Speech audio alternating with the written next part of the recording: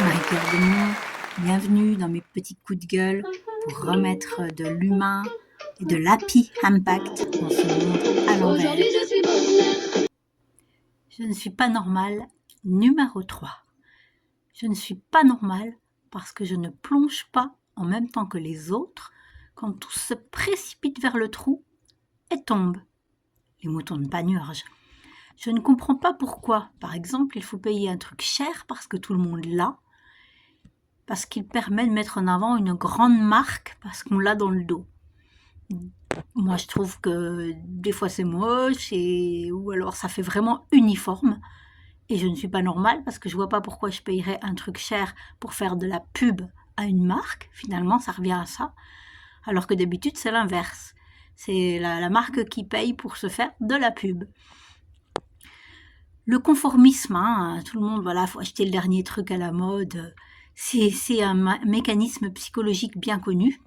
C'est le psychologue H l'a bien mis en évidence.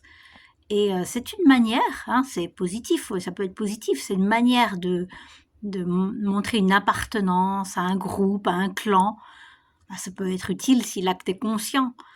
Mais sinon, c'est aussi dans l'autre sens un acte de manipulation des gens, parce qu'on leur fait croire qu'il faut qu'ils aient absolument ça. Comment vous n'avez pas le dernier machin chose, mais vous allez passer par le dernier des ratés.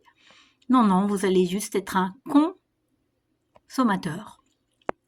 CON, un de plus. Je ne suis pas parfaite, et je suis sûre que des fois je suis mal fringuée, mais moi, le matin, je m'habille pas par rapport à ce que les autres vont penser de moi, mais par rapport à comment je me sens, moi. Ça, c'est important, de se sentir bien.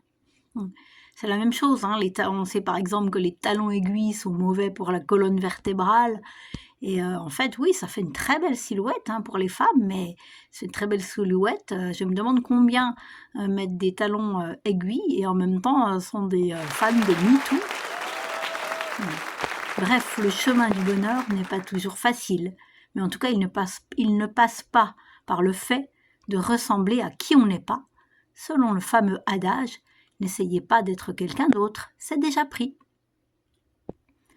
Et si vous voulez en savoir plus pour gagner en liberté dans votre vie et emprunter le chemin difficile toutefois, du bonheur, mais que j'ai débroussaillé pour vous pendant 15 ans, avec un doctorat en plus sur le sujet, abonnez-vous à ma chaîne.